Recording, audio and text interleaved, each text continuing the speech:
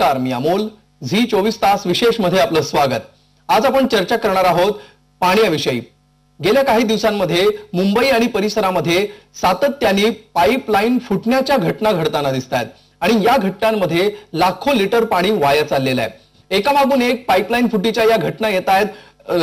दररोज किंवा एकाड एक दिवसांना अशा बातम्या येत आहेत आणि त्यामुळे कुठल्या ना कुठल्या भागामध्ये सातत्यानं पाणी टंचाई आहे, त्याच्यामध्ये पाणी कपात आहे आणि ती पाणी कपात वाढवावी लागते. उन्हाळा तोंडावर असताना अशा प्रकारच्या घटना घडणं हे परवडणार नाहीये, हे सगळ्यांनाच मान्य आहे. मात्र अशा घटना थांबायला तयार नाहीयेत. या घटना पालिकेकडून गांभीर्याने घेतल्या जात नाहीयेत का? जल व्यवस्थापन ज्याला म्हणतात हे केवळ तोंडी किंवा कागदावर आहे, प्रत्यक्षात मात्र काही झालेलं नाहीये का? आणि वर्षानुवर्षांच्या या पाईपलाईन बदलण्याची गरज आहे, मात्र त्या बदलल्या का जात नाहीयेत? हे जे सर्वसामान्यांच्या मनात प्रश्न आहेत, या सगळ्या प्रश्नांची उत्तरं शोधायचा आज आपण प्रयत्न करणार आहोत. पाण्याचं संकट कुणामुळं, या आजच्या विशेष कार्यक्रमात.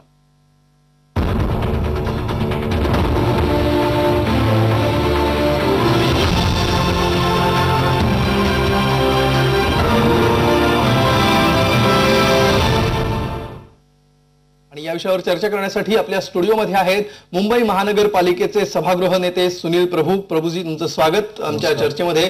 आणि त्याचबरोबर जलव्यवस्थापन तज्ञ नंदन मुणगेकर सुद्धा आपल्या स्टुडिओमध्ये आहेत. आणि मुंबईतून या चर्चेमध्ये सहभागी होत आहेत प्रसिद्ध पर्यावरण तज्ञ गिरीश राऊत. आपण चर्चेला सुरुवात करूया सुनील प्रभू यांच्यापासून.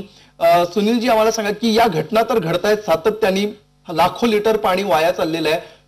लोकांमध्ये आता अशी भावना होऊ लागली आहे की पाईप फुटीसारखी घटना पालिकेकडून किंवा प्रशासनाकडून गांभीर्यानं घेतली जात नाही.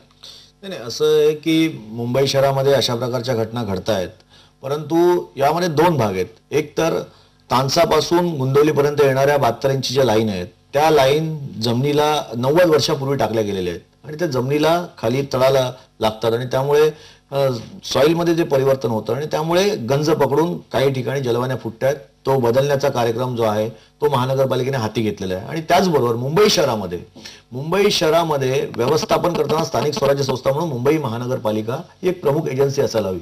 पण या मुंबई शहरामध्ये अनेक एजन्सी काम करतायत. या मुंबई शहरामध्ये MMRDA काम करते, या मुंबई शहरामध्ये MSIDC काम करते, रिलायन्स एनर्जी काम करते, अनेक एजन्सीज काम करतात. आणि ह्या करत असताना मुंबई महानगरपालिकेकडनं अभिप्राय घेऊन त्यांनी काम करणं गरजेचं आहे. आणि या सगळ्या गोष्टी ज्या आहेत याची माहिती घेणं गरजेचं आहे. मॅन्युअली त्या पाईपलाईन कुठून जातात ते खोदून बघणं गरजेचं आहे. परंतु यंत्रामुळे जी कामं आपण जोरात करतो आणि फास्ट करण्याचा प्रयत्न करतो, त्यामुळे अनेक पाईपलाईन या शहरामध्ये डॅमेज होतात आणि त्याला कारणीभूत ज्या अनेक एजन्सीचे काम या शहरामध्ये सुरू आहेत ते मुळात आहे. अगदी वेगवेगळ्या एजन्सीचं काम याला जबाबदार आहे असं त्यांचं म्हणणं आहे. मुणगेकर, तुम्ही काय सांगाल, का अशा प्रकारच्या घटना घडतायत? वर्षानुवर्ष जुन्या या पाईपलाईन आहेत. यात आपल्या प्रश्नाचं याचं उत्तर लपलेलं आहे. वर्षानुवर्ष जुन्या म्हणजे तरी किती हो? अगदी तुम्ही विहार लेकची लाईन धरलीत तर ते 1860 पासून. आपण ते भूषण मानतो का 1860 ची पाईपलाईन अजून आहे म्हणून? प्रत्येक गोष्टीला आयुष्य आहे, माणसाला सुद्धा आयुष्य आहे. आपण एखादी टॅक्सीचं 15 वर्ष RTOच्या नियमाप्रमाणे टॅक्सीचं लाईफ असतात. त्यामुळे ह्या ज्या तांत्रिक गोष्टी आहेत, पाईप्स आहेत, ह्याचं सुद्धा आयुष्य आहे. हे आयुष्य किती आहे हे इंजिनिअरिंग दृष्टीने सहज शोधून काढता येतं. आणि त्याप्रमाणे जर आपण नियोजन केलं असतं, आज नाही काही वर्षापूर्वी, आता काय झालंय, ताण लागल्यावरती विहीर खणणे, असं नाही. हे घटना होऊ नये म्हणून कित्येक वर्ष आधीच जर का आपण सुनियोजित प्लॅन केला असता तर आपल्याला नक्कीच ह्या प्रकारच्या ज्या कुठेही मानवी हस्तक्षेप नसताना पाईप तुटतायत तिथे हा प्रकार बघायला मिळाला नसता.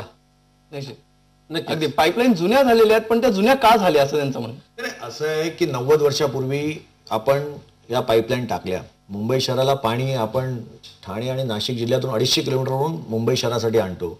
आणि या ब्रिटिशकालीन ज्या लाईन आहेत त्या आपण सातत्याने त्याचा गिलावा करणं, त्याच्यावरती अनेक प्रक्रिया करणं, या सगळ्या गोष्टी करत असताना हा फार मोठा जो खर्च आहे तो आपण करण्याच्या दृष्टीने महानगरपालिकेचं जे आर्थिक बजेट आहे त्यातून आपण वर्षानुवर्ष हे पैसे खर्च करतो. आणि आपण अनेक गोष्टी केल्या. मुंबई शहरामध्ये 5555 किलोमीटरचं पाण्याचं नेटवर्क, हे सगळं ठीक आहे. मात्र सध्याची जी मुख्य आहे, आता तांचा धरणाची पाईपलाईन 2 वर्षात बदलू असं आश्वासन दिलं आहे. काम सुरू आहे. मात्र हे का होत आहे? 90 वर्ष का एखादी पाईपलाईन पर्यंत ही पाईपलाईन टाकण्याचं काम महानगरपालिकेने यापूर्वीच सुरू केलेलं आहे. तांचाचं उदाहरण बाजूला ठेवा, ते आता तांचाचं हे केलंय.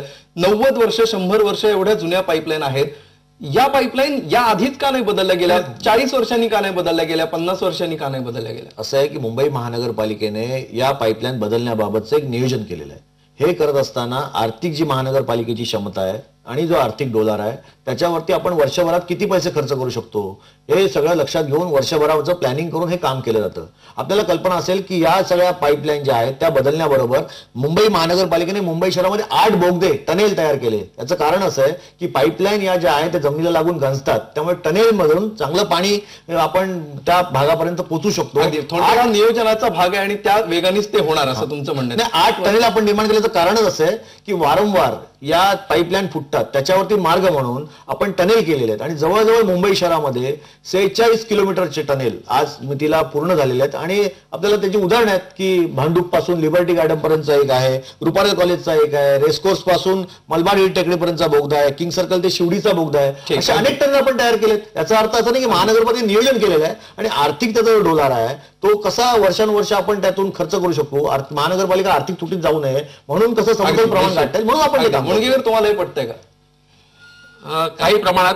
पण याच्या पुढचा आणखी प्रश्न सांगतो. आज ह्या आपल्या पाईपलाईन जात आहेत, त्या पाईपलाईन वरती झोपडपट्ट्या बसल्या आहेत, त्याच्या बाजूला झोपडपट्ट्या आहेत.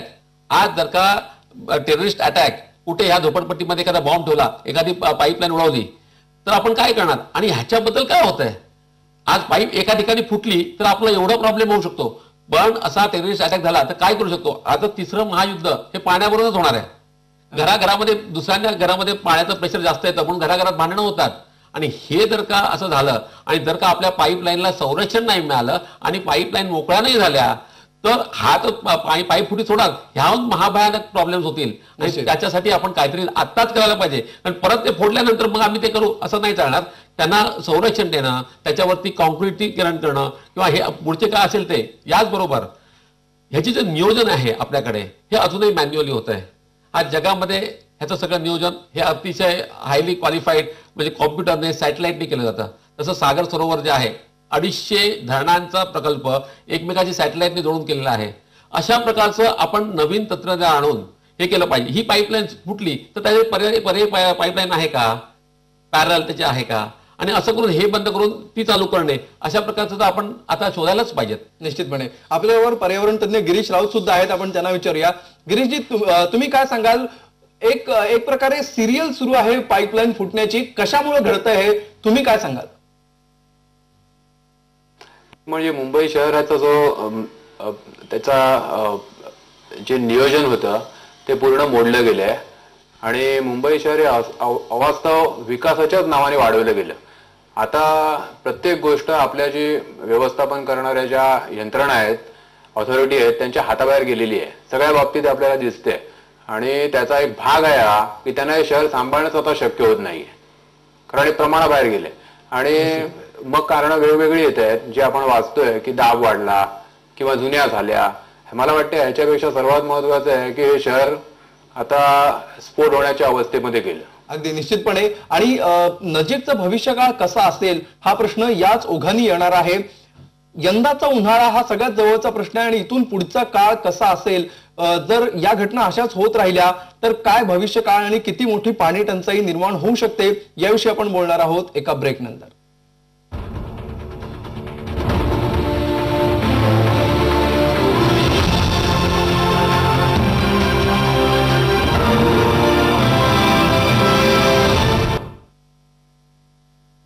पाण्याचं संकट वारंवार होणाऱ्या पाईप फुटीमुळे अजून मोठं आणि भीषण होत चाललंय याविषयी आपण चर्चा करतो आहोत. सुनील प्रभू, आम्हाला सांगा की इतर ज्या अनेक जीवनावश्यक गोष्टी आहेत त्याच्यामध्ये पाणी ही सगळ्यात महत्वाची गोष्ट आहे, सगळ्यात महत्वाची प्रायोरिटी आहे. अशा प्रकारे पाईपलाईन फुटणं किंवा कुठल्याही प्रकारे पाणी वाया जाणं त्याला जी व्यक्ती जबाबदार असेल हा एक गंभीर गुन्हा मानला जावा असं तुम्हाला वाटतं? मुंबई शहरामध्ये ज्या पद्धतीने अशा प्रकारच्या एजन्सीज काम करतात आणि त्यांच्या चुकीमुळे अशा घटना घडतात त्याच्यावरती कारवाई करावी अशा प्रकारची मागणी अनेक वेळा मुंबई महानगरपालिकेने केलेली आहे. परंतु या ज्या सगळ्या एजन्सी आहेत त्या राज्य सरकारशी निगडीत आहेत. मग MMRD असू दे, MSSID असू दे, अन्य कोणत्याही एजन्सी असू दे. आणि त्यामुळे मग अशा राज्य सरकारशी निगडीत असणाऱ्या एजन्सीवरती कारवाई करणं हे ज्या पद्धतीने पोलीस यंत्रणेचं काम आहे त्याच्यावरती तशा पद्धतीने कारवाई होत नाही. आणि मग मात्र हा गुन्हा मानला जायला हवा असं तुमचं म्हणणं. निश्चित स्वरूपात अशा प्रकारे मुंबई शहरातल्या ज्या जलवाहिनी आहेत त्या जाणीवपूर्वक जेव्हा काम करताना हलगर्जीपणामुळे जिथे तोडल्या जातात तो गुन्हा म्हणून मानला गेला पाहिजे आणि त्याच्यावरती कारवाई झाली पाहिजे. फार मोठ्या प्रमाणात पाण्याची चोरी आणि ज्या पद्धतीने गळती केली जाते त्याच्यावर देखील कारवाई केली गेली पाहिजे. आणि महानगरपालिकेने तर मागणी केली राज्य सरकारकडे की राज्य सरकारने याच्याबद्दल एक कडक कायदा करावा आणि ज्या पद्धतीने पाणी माफिया आहेत त्यांच्यावरती महाराष्ट्र पोलीस ऍक्ट द्वारे कडक कारवाई केली पाहिजे. अगदी आपल्याबरोबर गिरीश राऊत सुद्धा आहेत. गिरीशजी, तुम्हाला काय वाटतं कोण दोषी आहे अशा प्रकारे सातत्याने होणारे पाईप फुटी मागे किंवा जे पाणी वाया जात आहे त्याच्या मागे कुठल्या व्यक्तींवर कारवाई व्हायला पाहिजे? व्यक्तींवर तर कारवाई करायला हवीच. प्रश्न असा आहे की कोण कारवाई करणार. इथे टॉप टू बॉटम सगळ्या वरपासून खालपर्यंत जेव्हा माणसं एक प्रकारची अकार्यक्षम किंवा निव्वळ गैरवाजवी पद्धतीने निर्णय घेतात त्याच्यामध्ये मोठ्या प्रमाणावर भ्रष्टाचार असतो हे आपल्याला स्पष्ट कळते सुद्धा. खाडीच्या साफसफाई मिठी नदीच्या बाबत हे कॅगनी त्याच्यावर ताशेरे पण झाडले MMRD वर. तर ह्या सगळ्या यंत्रणा ज्या पद्धतीने काम करतायत त्या पद्धतीने त्यांनी प्रामाणिकपणे काम ते करतील ह्याची आता अपेक्षाच एक प्रकारे संपलेली आहे. तर ह्या परिस्थितीमध्ये ते होणारं काम, आधी झालेलं काम हे चोख होतं, ते उत्कृष्ट होतं, ते व्यवस्थित त्याचे निकष पाळले गेले होते, हे आता मानण्यासारखी परिस्थितीच राहिलेली नाही. मग आपण जे फुटपाथ बाबत म्युन्सिपालिटीच्या बाबतचे घटनेला बघतो की रस्ते किंवा फुटपाथ हे सातत्याने दुरुस्त केले जात आहेत, सतत बदलले जात आहेत. ह्याचं कारण तर आपल्याला स्पष्टपणाने कळते की आधीच्या कामाची गुणवत्ता नव्हतीच. अगदी ते समाजाला लागलेलं ग्रहण आहे एक मोठं. निश्चित समाजाला लागलेलं ग्रहण आहे असं त्यांचं म्हणणं आहे. मुनगेकर, तुम्हाला काय वाटतं ह्या जर घटना आपण बघतोय काय भविष्य काळ तुम्हाला दिसतो? हे जर गेले काही वर्ष ज्याप्रमाणे सुरू आहे त्याचप्रमाणे हे इथून पुढे सुद्धा सुरू राहिलं आणि यात काही सुधारणा झाली नाही तर किती गंभीर आणि भयानक भविष्य काळ तुम्हाला दिसतं? मला वाटतं सर्वकष प्रयत्न असायला पाहिजेत आणि नुसतं महापालिकांनीच करायला पाहिजे, त्यांनीच पाईप बदलायला पाहिजे असं नुसतं थोडंसं किंवा अगदी सकुंचित धोरण हे करू नका. सरकार म्हणतंय सिंगापूर करायचंय. अरे सिंगापूर काय पाणी नीट प्यायला मिळालं तरी ते भरपूर झालं असं म्हटलं झालं. आता सिंगापूर म्हणतात, सिंगापूरमध्ये सुद्धा मिठी नदीसाठी अतिशय गलिच्छ नदी होती, ती नदी त्यांनी स्वच्छ केली आणि आज ते सिंगापूर शहर आपण बघायला जातो. मुंबईमध्ये 5 नद्या आहेत, त्याची कुणाला माहिती आहे का? नाही. तर ह्या 5 नद्यांचं नियोजन करून जर का ह्या नद्यांच्या पाण्यापासून जर का आपण काही उपाय करून त्याचा उपयोग करून घेतला, अगदी जलवाहतुकीसाठी, पाणी साठवण्यासाठी, अशा प्रकारे अगदी वेगळा टँजन्शियल विचार करून असं का नाही एखादं चांगलं धोरण आपण राबवत त्या दृष्टीने मुंबई सुद्धा सुंदर होईल ना. ते प्रत्येक महानगरपालिका आणि ते आपले जे नियोजन करते आहेत, टाउन प्लॅनर्स आहेत, ह्यांनी ह्याचा विचार केला पाहिजे. आज मुंबईला 4 FSI द्यायच्या, उंच इमारती बांधायच्या, पण त्याला पाणी कोण देणार ह्याच्याविषयी कोणी बोलत नाहीये. रस्ते कुठे रुंद आहेत ते कोणी बोलत नाहीये. पार्किंग कुठे मिळणार आहे त्याच्याबद्दल काही बोलत नाहीये. आणि हेच पाण्याचंच आहे. आता पाणी कसं मिळणार त्याच्यासाठी आपल्याला लॉंग टर्म, आता महानगरपालिकेने पिंजाळ धरण वगैरे हे जे केलेलं आहे, आता हे महानगरपालिका प्लॅन करते त्यावेळी सरकारने स्टेट गव्हर्नमेंट, सेंट्रल गव्हर्नमेंटने सुद्धा ह्याचं जर पास करण्याची जी आहे ते लवकर पास केले पाहिजेत. अहो वर्षानुवर्ष हे प्रस्ताव सरकार दरबारी पडून असतात आणि मग मुंबईला पाणी नाही मिळालं की मग महानगरपालिकेचा बोट टाकायचं नाही. याला स्टेट गव्हर्नमेंट, सेंट्रल गव्हर्नमेंट हे सुद्धा तितकेच जबाबदार आहेत. मग हे का नाही करत? आणि मग कसं केलं तर त्याला पर्यायी पाईपलाईन लावून आपण आणू शकतो की पाणी. अगदी बरोबर आहे. जसं मुनगेकर म्हणाले की या सगळ्या ज्या गोष्टी आहेत याच्याशी राज्य सरकार, केंद्र सरकार निगडीत आहेत. मुंबईवरती लोंढे आढळत आहेत. त्यांनी म्हटलं ते बरोबर आहे. मध्य वैतरणा प्रकल्प हा सेंट्रल गव्हर्नमेंटच्या लाल फितीमध्ये 18 वर्ष अडकला होता. या देशाचे संसदेचे अध्यक्ष मान्य मनोहर जोशी सर हे जेव्हा अध्यक्ष होते तेव्हा त्याला गती देण्याचा प्रयत्न केला. अटल बिहारी वाजपेयीजी मान्य पंतप्रधान होते तेव्हा त्याला गती देण्याचा प्रयत्न केला आणि आज ते काम सुरू झालं. आणि त्याचबरोबर हे दुष्टचक्र, त्याचा अर्थ राज्य सरकार म्हणणार की मुंबई महापालिकेची जबाबदारी केंद्राने, राज्याने आणि पर्यायाने शहराने स्वीकारली पाहिजे. त्याचबरोबर जसं मुनगेकर म्हणाले की FSI वाढवतायत, म्हणजे आज FSI 4 नाही तर FSI 8 पर्यंत आपण वाढवलेला आहे. FSI वाढवतोय पण त्याच्यावरती इन्फ्रास्ट्रक्चरवरती जो ताण पडणार आहे त्याची जबाबदारी कोण घेणार आहे? राज्य सरकार घेत आहे का? केंद्र सरकार घेत आहे का? मग ती पर्यायाने महानगरपालिकेवर आढळते आणि मग महानगरपालिकेच्या ज्या सेवा सुविधा आहेत त्या कोलमडल्या जातात आणि पर्यायाने दोष मात्र मुंबई महानगरपालिकेला दिला जातो. निश्चितपणे यावर उपाय काय हे हा एक खूप महत्वाचा प्रश्न आहे. याविषयी आपण चर्चा करणार आहोत. मात्र त्यापूर्वी पुन्हा एका ब्रेकची वेळ झाली आहे. तुम्ही पाहत रहा झी24 विशेष.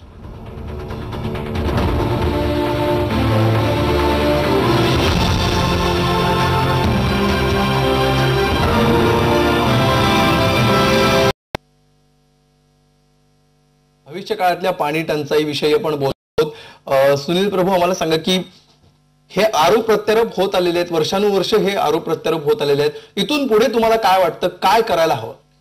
मुंबई शहराची जी वाढती लोकसंख्या आहे आणि त्यानुसार मुंबई महानगरपालिकेने पाण्याचं नियोजन करायला पाहिजे. त्या दृष्टीने महानगरपालिका नियोजन करते.